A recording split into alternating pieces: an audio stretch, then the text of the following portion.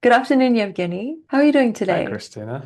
Well, thank you. How about yourself? I'm doing fantastic. Thank you. So, What shall we chat about today? I am really looking forward to today's conversation. It's centered around qi and hmm how we can, and what is qi and how we can cultivate it. And then, if we have some time, we'll be able to talk a little bit about how qi can be cultivated and even cooked, and how this might form a bridge for us towards spiritual practice or spiritual hmm cultivation. For me, my experience with chi is has been very ex implicit, sorry. Yeah, until recently.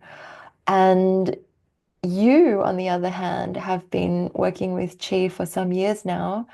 Could you explain perhaps the beginnings of your journey or how you became interested in this area? Well, Qigong or energy work has always been interesting to me, one way or another. And I started with some things, whatever you could pick up from esoteric books or YouTube videos and here and there. And tried to do it by myself and until I met some people who could actually teach me. And then I learned and practiced with them things like Qigong and Tai Chi Chuan. Martial art of Tai Chi Chuan is based on Qi. It's not possible to do Tai Chi Chuan without Qi. Deeper and deeper, kind of, I went into that area over the years, returning to it occasionally. A lot of my focus was occupied by external training, parkour, martial arts kind of things. But Qi was kind of, and Qigong and meditation were at the back burner. So I was revisiting them until maybe for the last 6, 7 years, it's been actually primary focus for me. And that's been a journey shifting from, external physical practice through some kind of psychosomatic approaches, trance related approaches to actual Qigong. And Qigong is very different from all those things, from psychosomatic work, from trance related work, from obviously from external training. And Qigong is different from meditation as well, very much so, but it can lead to meditation. And in my opinion, it's strange if the system of internal practice does not have Qigong as a component that leads to meditation. To me, that system is missing a piece. So, yeah, that's sort of shortly in a nutshell. We Hmm. spoke already before how somebody Yes. transitions from external arts to internal arts. And that was very much a characteristic journey for myself. You kind of go along this way and it gets you deeper, draws you in.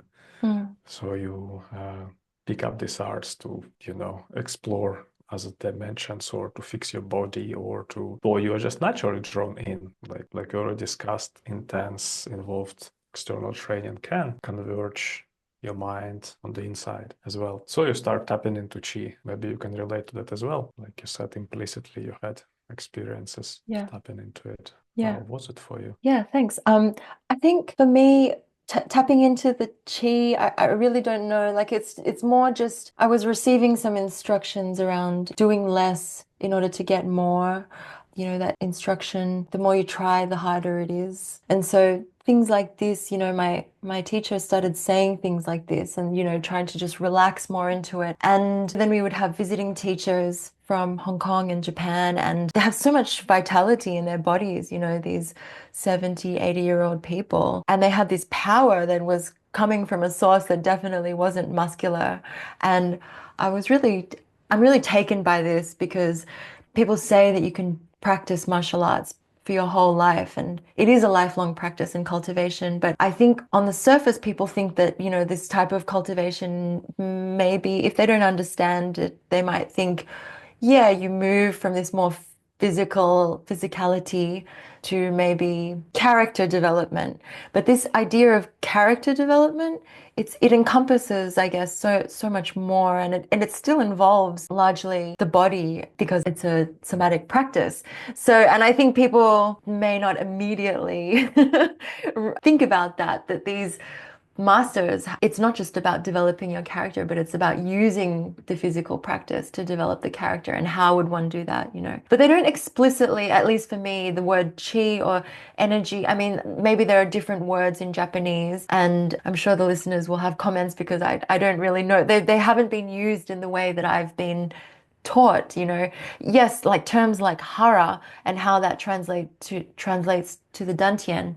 It's that Yeah. language wasn't used for me. And you know, there are things that I think we have spoken about the internal body and the external body and internal and external martial arts. So this is really about going within the internal arts and talking about chi itself. And chi, I mean, would you like to explain? I love your listening to your explanation about chi and what it is and how it's different from, you know, the energy of life that people might talk about or the energy of health. And what are the different aspects of chi? Yeah, that's a very good question. Thank you. There is definitely difference between qi of health and qi of cultivation. Qi of health is what, say, Chinese medicine works with. They study that aspect, all the, functional activity of the organs. That's qi. They speak about it as qi. The stuff that runs through meridians, channels through the body, which they needle, that's also qi. But that's not qi we are talking about in the sense of internal martial arts or qigong. That's a difference, just qi of health, qi which you need to function. And if you don't have enough of it, and or if it gets blocked, the sickness arises. So the person needs to be treated. Then we have what, qi of the environment, qi of the animals and plants and sunlight and, qi which you derive from nutriments in food and in drink. That kind of also feeds into the qi of health, because while harmonizing with the environment, you restore the natural propensities of qi inside your body. Having a healthy diet, enough sleep, spending time in nature, that all restores qi of health. There is a common misconception actually that you draw qi from the environment. That's not true. You don't draw qi from the environment, at least not the qi of cultivation. You harmonize with the environment, and hence your own qi in your body runs better.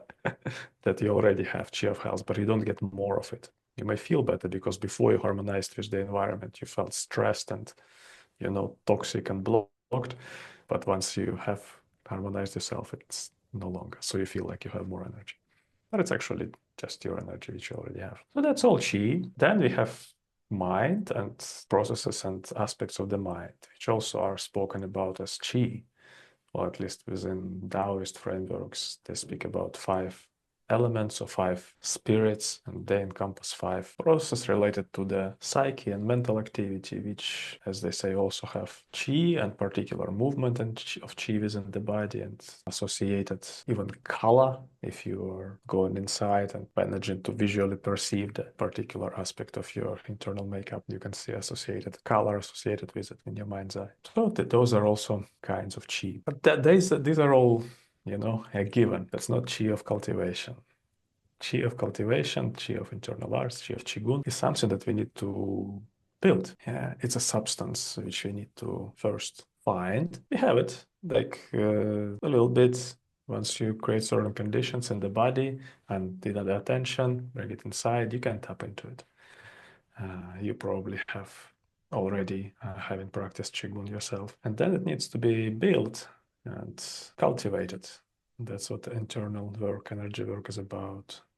Qi needs to be consolidated, mobilized through the channels, through the body, again and again. And these are pretty much 2 aspects of the practice at initial stages. You consolidate it, you mobilize it, and so forth. That's what builds it, builds more of it. At the same time, the body needs to be made open so it can flow through the body without hitting the blockages, without creating friction and internal heat, and without causing problems. Which is why the external practice is so important as a prerequisite for Qigong. The body needs to be open before engaging with energetic arts, or needs to be made open while once you have engaged with the energetic arts. So you cultivate it until it is a tangible substance within the body I to just want to interrupt reflect on. a little Yeah. bit because I think when you mention the chi of health and then the chi that you're cultivating, both of these are different, but they are both called chi and they're both within the body. Yes, yes, indeed. Yeah. And one of them is connected with mental activity and the other is connected with physiological. No, Chi of Health, like I said, has components. They're not really, mental and physical. Like they are psychophysical, if you like. Chinese Mm-hmm. medicine as a modality is a psychophysical practice which works with the patterns of mind which are manifest in the body, Mm-hmm. which is why when we treat certain syndromes by means of herbs and needles, we have tap into the manifestation, bodily manifestation of that, which is happening on the level of the mind, and thereby changing the fixity, changing this pattern, so it can return to harmony. But yeah, it's like a physical, not mental, Right. not physical. But she of cultivation, which is what you asked, yes, it starts with quite physically tangible processes. Yeah, you know, when you sink the chi, you know it. You can feel it. When you mobilize chi, you can also know it directly. It's happening, and I can speak about how and what aspects and tissues of the body are involved into it. But there is also, of course, mind component, and that's at the later stages, that becomes the main focus of energy work, Mm-hmm. how to, you know, condition the mind, make it This right doesn't so it can build more chi. doesn't this mental cultivation, or I mean, does it happen simultaneously to the chi cultivation? I think we mentioned in an earlier episode that mental well-being is a symptom of ongoing internal arts practice, right? Yeah, yeah, So yeah. it's, I mean, I understand that it is fairly linear, but at the same time, you can practitioners have glimpses of, you know, where they're going? Oh, yes, definitely. I see it's quite an integral, holistic process, and it's hard to, you know, box it. And this is mental work, this is bodily work, Yeah, for this is sure. energy work. Yeah. Mm-hmm. Uh, but for the sake of systematic approach, Mm, especially when we're teaching it, mm, it's sequential. yeah. Of course, people need to develop mental qualities once they engage with the process of Qigong. So Could you speak a bit more about one the of those, systematic approach? yeah, of course, yeah. Thanks. Okay. Sorry.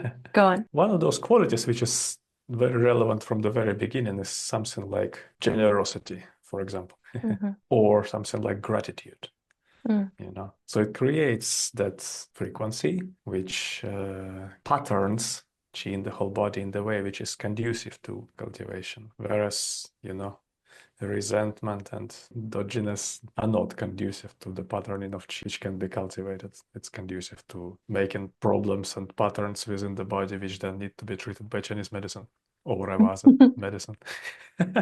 Would you mind if So we the stayed on systematic this for a approach, bit? yeah, sure. You mentioned this like dodginess and how these types of disturbances, like, so-called perceived like negative qualities or negative behaviors may impact the cultivation of chi because you said that maybe they're blocking the pathways or they're creating other pathways that are not conducive to the channels and to this cultivation. Well, basically, yes, the chi is the extension of your mind. Like channels that run through the body are extension of the mind. They're even called, the old term for them is heavenly streams.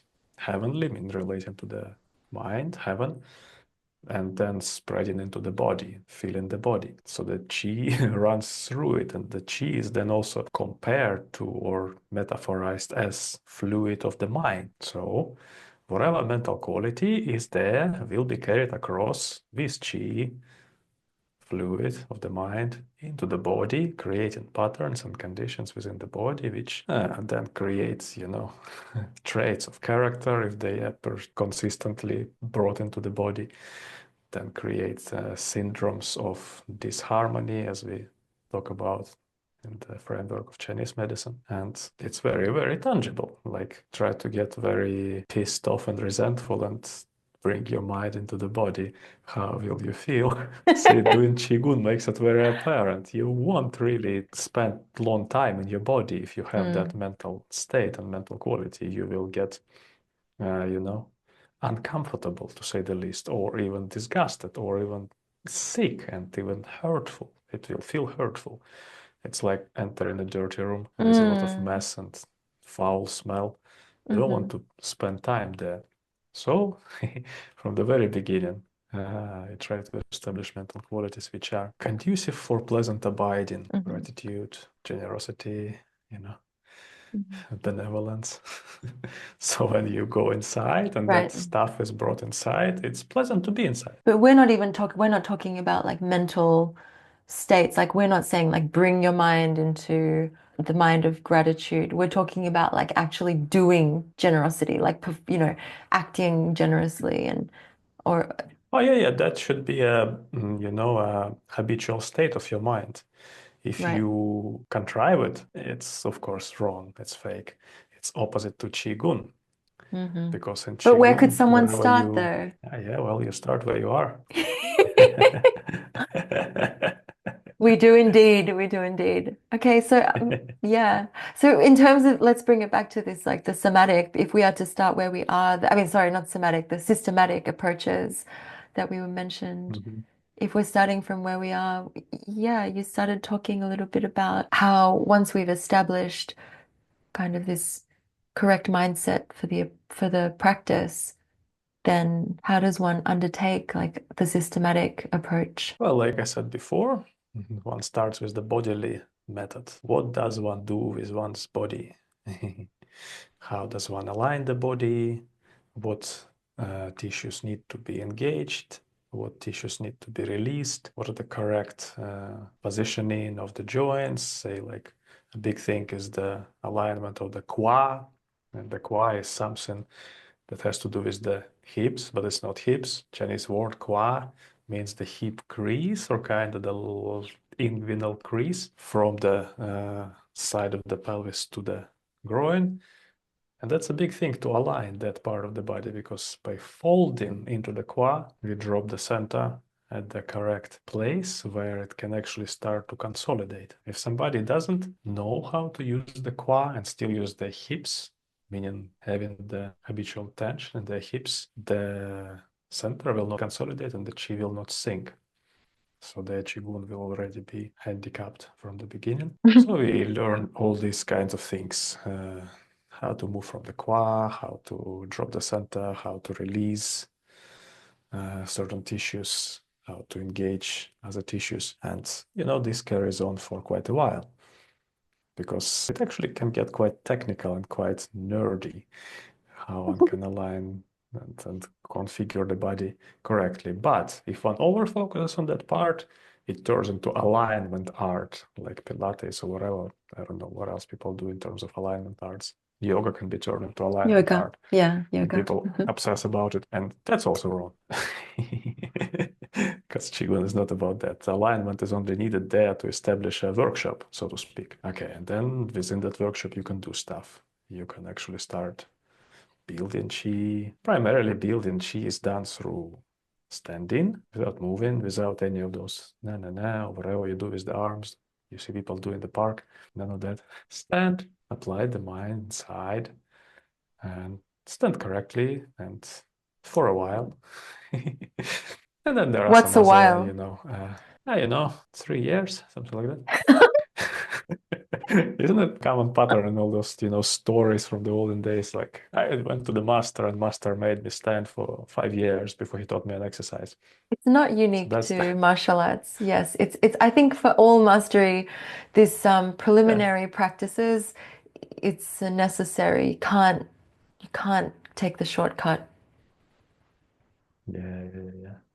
I think the downfall of modern qigong and modern yoga is focus on the flowiness and things must flow and you must flow, always move and this and that Mm. and graceful movements and and eventually you turn into you trade into your body a quality of wet noodle which is pretty but doesn't have any chi and probably things are flowing which is good for health, good for lymph, good for blood, good for joints to lubricate the joints, but it's not qigong. It's you can go and do some dancing and it will you know yield same benefit. For Qigong, there needs to be a very specific process of building Qi established in the beginning. So it's done either through standing or through sitting. Qigong is not only about standing. It also encompasses sitting.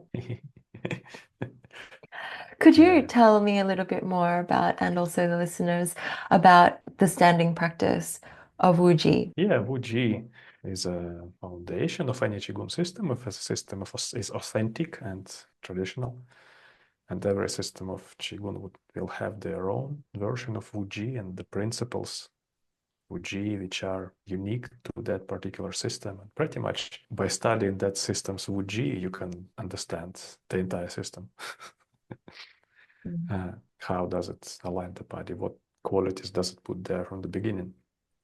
Literal translation of Wuji, it's a philosophical concept without projection, meaning that it's a neutral stance, meaning that nothing is taking place, no doing is taking place in the body. The energy is in the neutral state.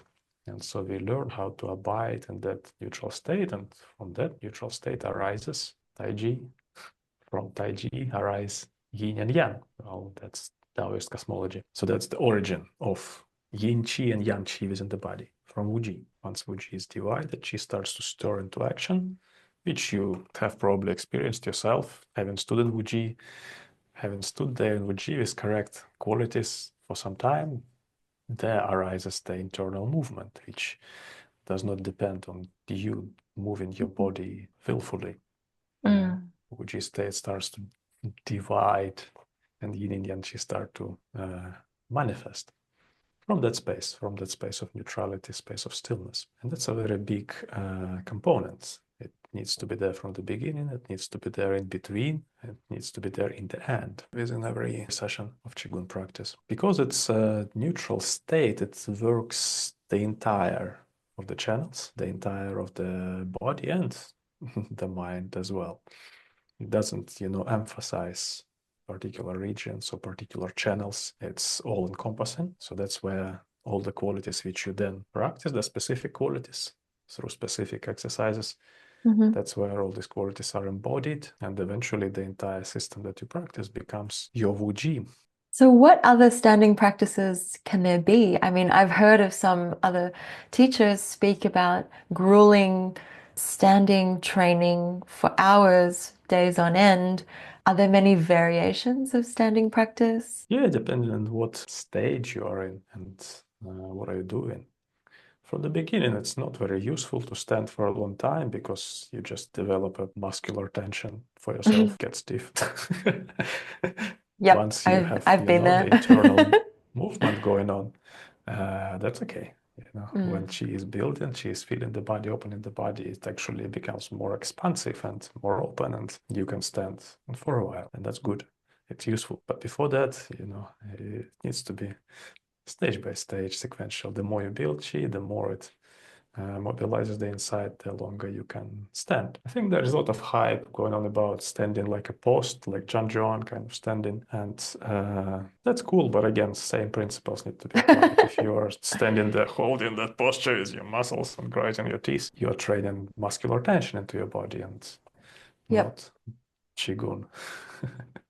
Yes. And it can be grueling even when the chi is, changing the body, when it is mobilizing, when the internal body is awakened, because the process of opening that follows from there, can be hard work and a very uncomfortable process because, blockages get released, channels get open, you bucket in sweat Mm. and shaking and, various other processes manifold.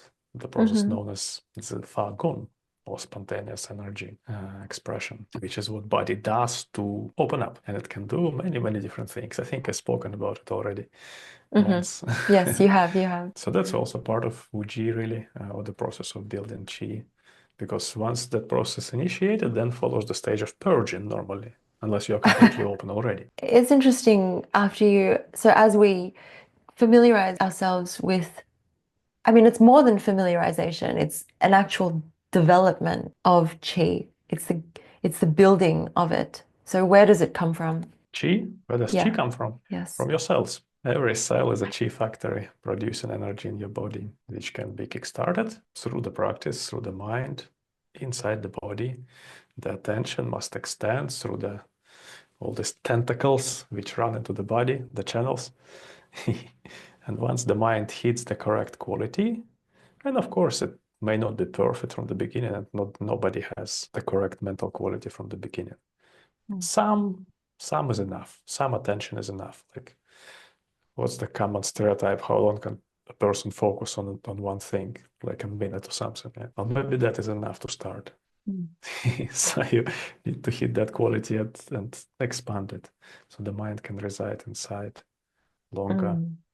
So that's what starts the process of building chi. In that posture, with the center dropped, so that Mm. there are components interacting within your Dantien. First of which is your mind, needs to reside there, stabilized, or at least to some extent. Then your breath needs to drop. Then the center of mass needs to drop too, which is why it's a very big thing about the qua. The qua need to work correctly so that you can release and sit into the qua so that center can drop. Mhm. Okay, once that happens, stuff can start to consolidate, gather, chi start being produced there. First there, in the lower Dantien. I think I'm not in the frame and my fingers pointing Yeah, there. yeah. Lower abdomen, that's where Right. we start the process. But eventually, the whole body can be filled and the whole body can turn into a chi factory with various sequential processes, and some of them more esoteric and woo-woo than others that may Mm. arise. I'd love to talk about those. I'm very curious about when you Everybody mentioned. does, I bet. Yeah. Everybody wants to Yep. talk about how to stand for hours and build that Dantien and Yeah. open the channels. Yeah, less interested in how to stand for hours somehow, but more interested in the esoteric practices. Well, actually, to be honest, I am actually very interested in the standing practices because I feel like for some reason this type of the foundational practices are more appealing to me because I mean, as a beginner or approaching things with a beginner mind, like the foundational things usually yield with time very deep insights. And because you've been doing them usually for the longest time, you're able to observe these arise in yourself. And once you have an insight about something and about the capability of your body doing something that you only knew about theoretically, but then you persist with this type of practice and then it emerges, you feel a sense of, wow, like this, it's almost like you unlock some knowledge in yourself. And what I find interesting is that in meditation, often they talk about that there's not, it's, the nature of the mind is something that we reconnect with because it's like the veil of illusion the things that are closest to us are often the most invisible to us, right? That they often speak like this. And in relation to touching on what is consciousness, what is the nature of the mind, what is the self, these things are like, but I'm myself, so how can I not know myself? But, you know, we are the closest to ourselves, and the self is one of the most difficult things to make contact with, if ever. So, yeah, and I Indeed. just find it really interesting to from this approach of gathering and cultivating, building chi through my own cells, that are chi factories, but it's not something that can be unveiled. It's something that I actually generate through my practice. It Yeah, seems it's like not very there from the different. start. That's right. Well, Dantien is there in a newborn baby, in an infant that size, maybe that bigger a little bit. That they still have a Dantien, that consolidated gathered magnetic field in the lower abdomen. They move from Hmm. there. You have seen that toddler runs once they start to. It's like from there, the daylight from there. Like, everything else does whatever. The head can even be dragging behind.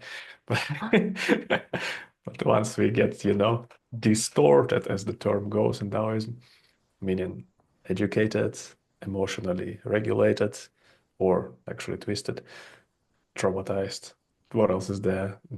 Conditioned Mm. into certain modes of behavior, acquire personality, Hmm. acquire habits, preferences, biases, agendas, Hmm. philosophical views, religious, you name it. All sorts of stuff, which starts patterning our chi and driving us away from that center. Mm. So that's the first thing to establish in terms of systematic practice. Second thing, actually, first is Wuji, second is Dantien. Yes. Okay. so that Hmm. the consolidation needs to return to the lower abdomen. So we are, there again. So we have this basic quality which arises from it, which is contentment. And contentment is quite different from any emotional state, from any conceptual, intellectual state, from any agenda that you might have. Once chi is dropped from here, and is actually the focal point is down there, and the belly, the sage is full in the belly, as one of the lines in Tao Te Ching goes, which gets interpreted, I just get fat and be happy. No, chi needs to sink so that contentment may arise from inside, which is not a contrived state, but it's actually, natural state of being, of energy once it is there. Because once it's there, it's no longer feeding emotions, no longer feeding your acquired nature, personality, your views, your biases and preferences, and other distortions. It just is. So if you can have it there sunk and can absorb the mind into it, this is what starts gradually erode acquired self. So kind of echoing back to what you said. I am me, I am myself, whatever. How can I get in touch with it? Well, you can't because you are in the way. Exactly. Yes. That's why in the higher stages, Qigong becomes not about what you do, but about who does it. But that's talk for later. At first, one needs to figure out what to do with the body, understand correctly, move correctly, breathe correctly, whatever. Then how to do it. And that is the study of internal movement, of what does Qi do inside the body, how it can actually tangibly reshapes the body once it is enough. And they say it should be at least 15% full, that space, the Dantien, the base of the body should be at least 15% full to start this internal movement, the internal 15. change. That's quite precise. Oh, yeah. Chinese numerology, and they're good at numbers. It's So not, it's a number. Then 15% full. Who came up with this statistic? folks in the Taoist sects of Qigong and alchemy. Right. Mm. 15, I mean, is this characterized by some kind of sensation, some bodily sensation, or some observable trait? Or it's noticeable because at a certain point around what might be termed 15%, then um, some other process is kind of begins to happen. Yeah, there are markers, of course. First one is that Qi can actually grab the body. Qi is no longer that feeble process. It's like something running along the skin or, tingling or, oh, I can I feel felt sensation something. between my hands. Yeah. No, that's it's like a feeble Qi. Qi at the level of the skin, as they say. Oh. But once the Dantien hits the 15% fullness, Qi can actually grab the tissues. So now when you engage, hands which have the magnetic fields in them, which can then influence the inside, chi inside the body. Okay, now this stuff can actually grab the tissues. And once it grabs the tissues, it's tangible and it's strong. It actually produces spasms, contractions, like rigging out a claw, so movement, or even if you're not even using your hands, it can arise. Say you're studying Wuji and your Dantien is 15% full and it starts activating, start kicking, and that's where people start having the Zefagun or spontaneous energy Spontaneous, expression. right. Stuff starts to come to life. Can you resist the movement of chi in your body? For example, say you are 15% full, but then, and you notice these processes happening and you notice that, like, your body wants to move according to the movement of the chi. But can you still resist that in a way if you wanted to, like with your mind, if you're just like, no, I want to not stand still. I mean, I want to stand still. Could you go against that flow, that inner flow? Yeah, of course. Easy. So You you can could willfully block it, stop it. right? Yeah, you can. Yeah. It's advised not to because the body needs to go through this stage of unraveling, purging, so that pathways for the chi get open up and it can actually flow freely. So this process must subside. Another mistake is that people indulge into this process. They like it, they make a big deal out of it, and they turn their practice into experience of the Fagun. Mm, They then ascribe it some divine qualities and basically get stuck in the Fagun for as long as they want. right. It's another form of attachment. But this stage is temporary. It needs to subside once the body is open, so that then the process should change to a different stage. Further along, as the practitioner becomes aware of inner alchemy, this process of cooking qi. I mean, on a very basic level, would you mind just describing what inner alchemy is? Well, we According might have to to, skip a few stages to jump right into it. oh, So far, I've been aware on the Dantien kicking and the Fagun happening. That's cool, right. but that's not enough to start alchemy. Oh, I see. You need to have channels open and the body full to a greater degree Hmm. with chi. More than So then it 15%. can, yeah, some another precise yet irrelevant number.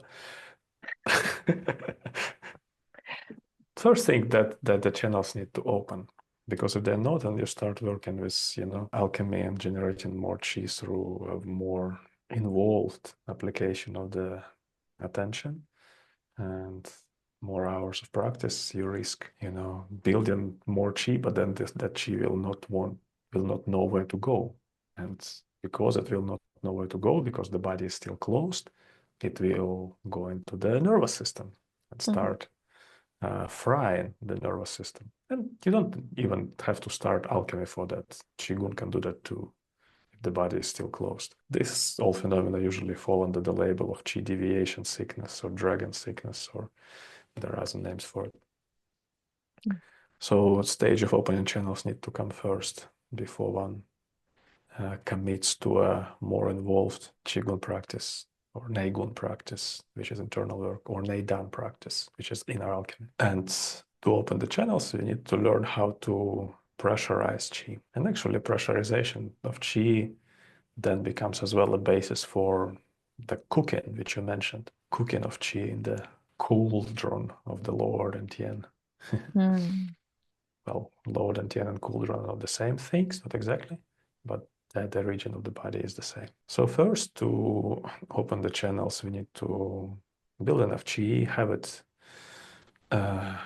push us in different directions so that we have purged whatever blockages they have, so that we can now, stand still without being kicked around and having the chi pressurized, send it to various channels of the body.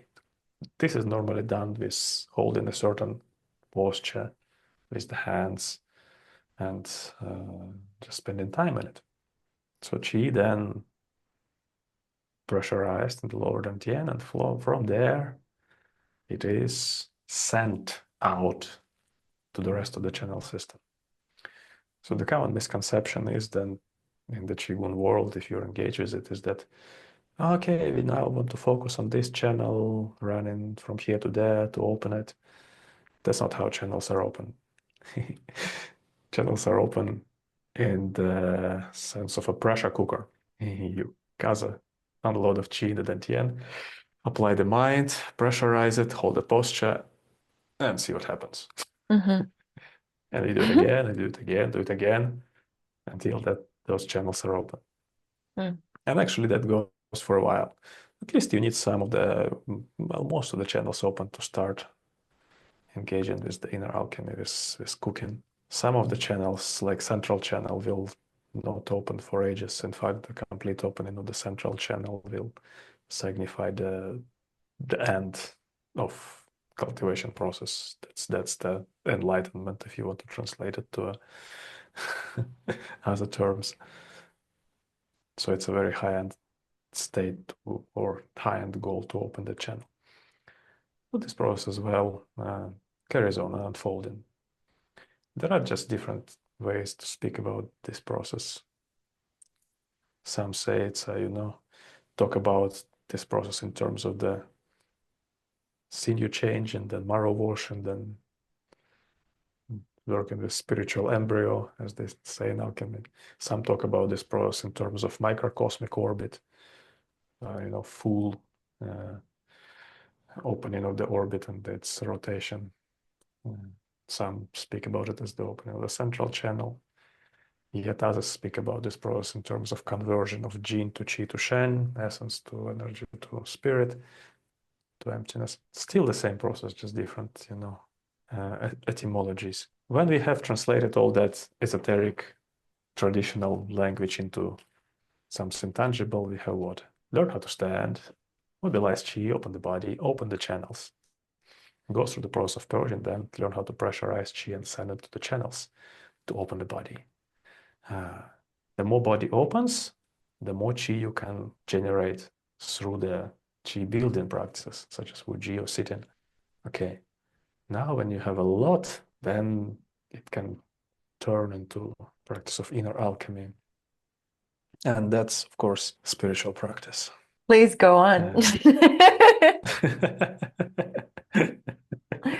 Well, I don't see the point really, like, because people like to hear all the stories about high-ended practice and Mm. sublime mental qualities, and Well, maybe we could bring it, more down to earth. Like, what are the benefits? Like, what are the worldly benefits of being, if you don't want to be a monk or a Qigong practitioner who lives in the middle of the bush, what, as you develop yourself as a Qigong practitioner or as a Neigong or Neidan practitioner, what benefit is that to people? What type of person do you become?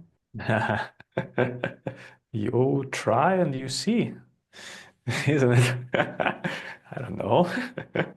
Well, if you practice correctly, usual outcomes is that you become more centered, more loving, more at ease, good to be around, emanate good vibes, at ease with things, don't make conflict with anyone. You're Mhm. abundant with health, abundant with vitality. You don't rely on others anymore for psychological or emotional support. You You become your own become person. content, yes, as a baseline of your being Mm. Well, that sounds wonderful. eventually. And you have perspectives, you have insights. And even if you are a renunciant, cultivating this kind of stuff, it will be very, very beneficial. Because, like I said, qi is a missing piece in many of the contemporary Eastern traditions, such as Buddhism. You don't really hear them talking about qi within Buddhism. They talk about what mind, mental qualities, meditation. But there is like no crossover, like as if qi does not exist. So then some of them do find it through meditation, except they don't talk about it. But those who don't, their practice becomes all about psychology, really. How do you generate this mental state or that mental state? Mm. But that's not practice that leads to spiritual cultivation. It's still mental work. And it's cool, nothing wrong with that, except it's not cultivation, not something that has a potential to turn into spiritual practice. So the benefit is that, you do those arts, you do have that potential, you do develop a perspective that not solely focusing on the mind, mental states, concepts. In today's highly intellectual society, I think it's kind of pandemic that people are so much identified with the process of their mind, with their intelligence, their cleverness, their information processing capabilities, their data analysis properties, their research properties. And I think that's all there is. Or the other kind of crowd, they focus very much on their feelings, their emotions, their heart, isn't it? And there is always the battle between the two, between the intellectually oriented and more heart and emotions oriented. The way You have a yeah. completely different perspective once you learn how to open the body, how to build chi. That's actually both take place. Your mind needs to be developed, and the qualities of the heart can be there, but then you don't depend on any of them once you have this baseline of contentment, which does not depend neither on your state of mind nor on your emotional state. That's a very different, a very valuable perspective, which I think is missing a great deal this day and age. Do you feel, I mean, are you saying that it's missing because of the way that the world has evolved because I mean for these practitioners, the practitioners who were here, in the 13th, 11th, 12th century, whatever, the meditating in a cave seemed to work great. To Ah, have realizations. And also, actually, there were somatic practices, I mean, even the practice of prostration and other preliminary practices associated with Buddhism that I'm not familiar with, but I know that they exist and there's other yogas to do. But I think that specifically when we talk about chi and when we talk about the way the world is now, the way I can really relate to this statement that you're making that Buddhism is missing this element, this connection with chi in the methodology, is just because of the way that the world is moving and the way that people are becoming more disembodied in the way that we are intertwined with technology and other challenges that we face as a global community. So I think that the body and chi has this vital, yeah, it provides this link that may, at least for me, seem more pronounced now. How do you feel about that? yeah. The world has always been the world, whether it's 12th, 13th century or modern days. People are always, the way they are. They want things, they figure out how to get things. They use their mind, they get distraught in their heart that they don't get what they want. It's always been there and it is still the same now, except it's Mm, more intensified with the use of technology and stuff. yeah, I think technology really has something to do with it. The speed of Yeah, technology, yeah. the way that we relate to our bodies. It's a constant, it's a constant invitation to be disembodied in the world we live in today. Oh, yes, absolutely. Open the internet and destruction is all over. Yeah. And it provides this kind of escape from the difficulty of being in the body. Mm, Because before the body is open, before the body is cultivated, it's not a pleasant place to be in. Like you get the mm, average person who hasn't done much in the way of physical practice or Qigong or any kind of other cultivation and get them to sit with themselves, that they won't like it. For some time they may, oh, okay, it's restful, but then, okay, ache there, pain there, discomfort mm, here, some tension there, or I can't breathe, or my mind is going crazy.